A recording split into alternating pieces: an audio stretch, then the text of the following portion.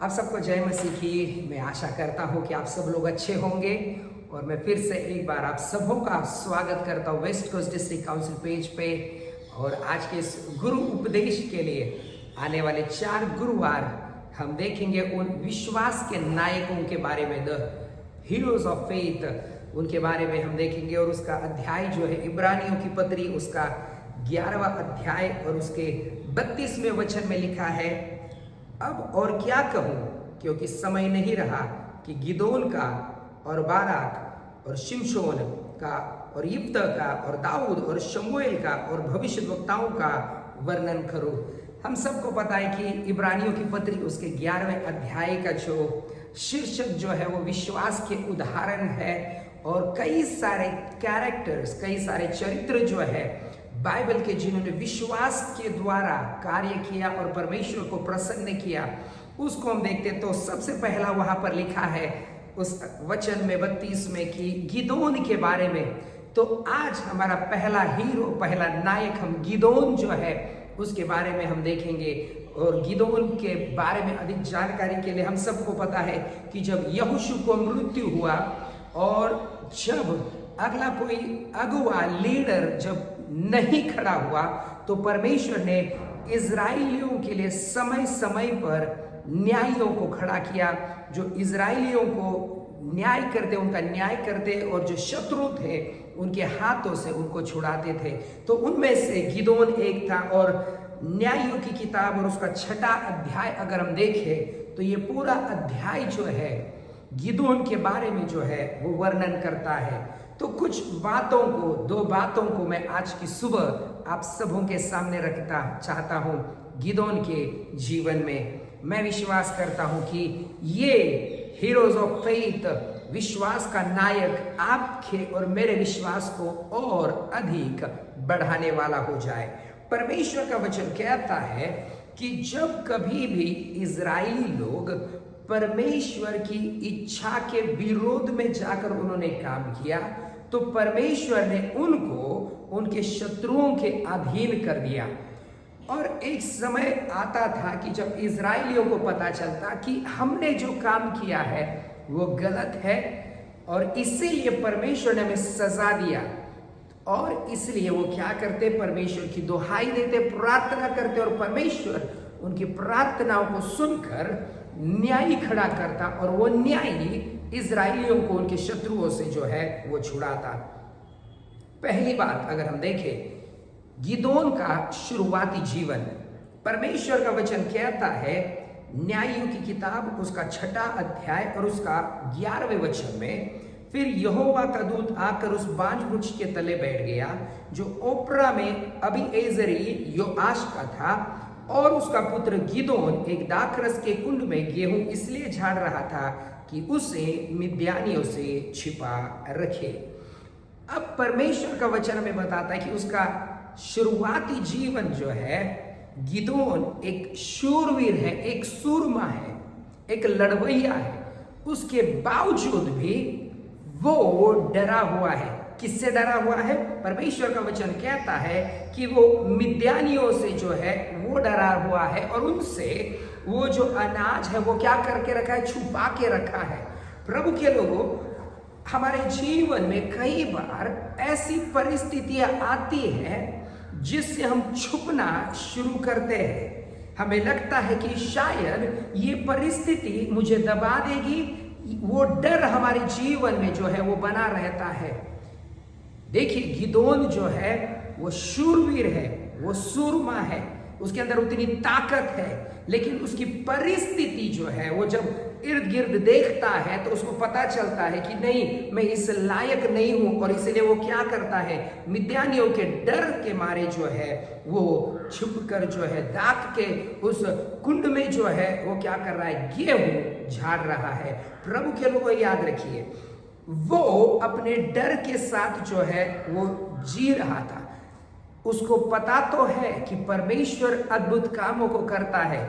जब दूत ने उसको दर्शन दिया और फिर गिदोन कहता है वचन 13 में, हे मेरे प्रभु विनती सुन, यदि यहोवा हमारे संग होता तो हम पर यह सब विपत्ति क्यों पड़ती। और जितने आश्चर्य कर्मों का वर्णन हमारे पुरखा यह कहकर करते थे, क्या यहोवा हमको मिस्र से छुड़ा नहीं लाया, वे कहाँ रहे। अब तो यहोवा ने हमें त्याग दिया और मिद्यानियों के हाथ कर दिया है। प्रभु के लोगों याद रखिए, गिदोन को अच्छे से इतिहास पता था। उसको पता था कि परमेश्वर ने कैसे अद्भुत काम उनके पूर्वजों के लिए किए, कैसे लाल सागर को दो भागा, कैसे उन 10 पीड़ाओं से बचा। उन सारे चमत्कारों को वो जो है वो वाकिफ है, उसको पता है, लेकिन उसके बावजूद भी वो डरा हुआ है। प्रभु के लोगों याद रखिए, कई बार हमारे जीवन में हम परमेश्वर की उन तमाम भलाइयों के काम, तमाम उपकारों के काम जो परमेश्वर ने आपके और मेरे जीवन में पिछले दिनों में किया था, लेकिन प्रभु के लोगों अचानक एक ऐसी परिस्थिति आती है जो हमारे पिछले जो परमेश्वर ने कामों को किया है हमें याद तो है, हम जानते तो है, लेकिन क्या आप और मैं उन पर विश्वास करके आगे बढ़ते हैं या नहीं। गिदोन शूरवीर था, लेकिन उसकी प्रेजेंट सिचुएशन, उसकी वास्तविक जो परिस्थिति जो थी, वो उसको परमेश्वर के उन तमाम कामों को, परमेश्वर के उन तमाम भलाइयों को जो उन्होंने किया है, उसके ऊपर वो डाउट कर रहा है कि क्या परमेश्वर सच में अगर हमारे साथ होता तो क्या ये विपत्तियां हमारे ऊपर आती। प्रभु के लोग हमारे जीवन में भी कई बार हमारा यही सवाल होता है कि परमेश्वर अगर आप हमारे साथ है तो क्यों हमारे जीवन में इतनी विपत्ति है। अगर परमेश्वर आप मेरे जीवन में तो क्यों मेरे जीवन में बीमारी है। अगर परमेश्वर आप मेरे घर में है तो मेरे घर में इतनी अशांति क्यों है। कई सारे ऐसे अलग अलग विचार हमारे जीवन में आते हैं। पता है ये विचार कभी भी परमेश्वर की ओर से नहीं होते, इसलिए परमेश्वर को दूत को समय समय पर भेजना पड़ता है और याद दिलाना पड़ता है, याद रख मेरे बेटे मेरी बेटी, मैं तुम्हें भूला नहीं हूं, मैं तुम्हारे साथ हूं। प्रभु के लोगों, आज की सुबह मैं नहीं जानता कि गिदोन के समान कौन से ऐसे शत्रुओं ने, कौन सी ऐसी परिस्थिति ने आपको घेर कर रखा होगा, लेकिन आज की सुबह परमेश्वर आपसे कहना चाहता है, मेरे बेटे मेरी बेटी उठ और मैं तुम्हारे साथ हूं। प्रभु के लोगों, वही परमेश्वर का वचन कहता है, वो डाउट करता है कि परमेश्वर उनके साथ है या नहीं। प्रभु के लोगों याद रखिए, वो अकेला उस दाग के कुंड में जो है वो काम कर रहा है। शायद उसको लग रहा होगा कि मेरे साथ कोई नहीं है, लेकिन हमारा परमेश्वर एक ऐसा परमेश्वर है जो आप जहां पर है, जिस परिस्थिति में है, वो वहां पर आकर आपसे बात कर सकता है। याद रखिए, जब दूत के साथ उसका वार्तालाप हुआ और जब उसको पता चला कि परमेश्वर मेरे साथ है, तो दूसरी बात, वो तैयार हो जाता है अपने शत्रुओं को हराने के लिए। प्रभु के लोगों याद रखिए, अगर परमेश्वर आपके साथ है, अगर परमेश्वर की उपस्थिति आपके साथ है, तो आपके लिए कोई भी शत्रु जो है वो बड़ा शत्रु नहीं है, क्योंकि परमेश्वर आपके साथ है। और परमेश्वर का वचन वही कहता है, दूत ने उससे कहा 14वें वचन में, तब यहोवा ने उस पर दृष्टि करके कहा, अपनी इसी शक्ति पर जा और तू इजराइलियों को मिद्यानियों के हाथ से छुड़ाएगा, क्या मैंने तुझे नहीं भेजा। प्रभु के लोगों, और नया सामर्थ और नया शक्ति और नया रेवलेशन और नया प्रकाशन प्रभु से उसे कुछ नहीं मिला, क्योंकि वो ऑलरेडी गिदोन के अंदर था, लेकिन उसकी परिस्थिति उसको ये बात भुला दी थी कि तू कौन है। प्रभु के लोगों याद रखिए, कई बार शैतान आपके और मेरे मन में आकर वही बताता है, प्रभु के लोगों, कि तुम योग्य नहीं हो, तुम अकेले हो, परमेश्वर ने तुम्हें छोड़ दिया है, क्यों तुम्हारी परिस्थिति ऐसी, क्यों परिस्थिति नहीं बदल रही, क्यों बीमारी में, कई सारी चीजें आपके और मेरे कान में, हमारे मन में डालकर हमारी विचार सरणी, हमारा विचार, हमारे सोच भी जो है वैसे ही हो जाते हैं। लेकिन याद रखिए, परमेश्वर कहता है इसी शक्ति पर जा। प्रभु के लोगों, जो उसके पास ऑलरेडी है उसको क्या करना है, इस्तेमाल करना है। और परमेश्वर का वचन कहता है कि उसके साथ जो लड़ाई करने के लिए करीबन 32,000 लोग जो है वो गए। 32,000 में से 10,000 ऐसे थे कि जो डरे हुए थे, फिर भी वो कह रहे कि गिदोन हम तुम्हारे साथ है। प्रभु के लोगों याद रखिए, परमेश्वर ऐसे डरे हुए लोगों की जरूरत नहीं है जो आपके साथ तो दिख रहे हैं लेकिन मन में एक डर है।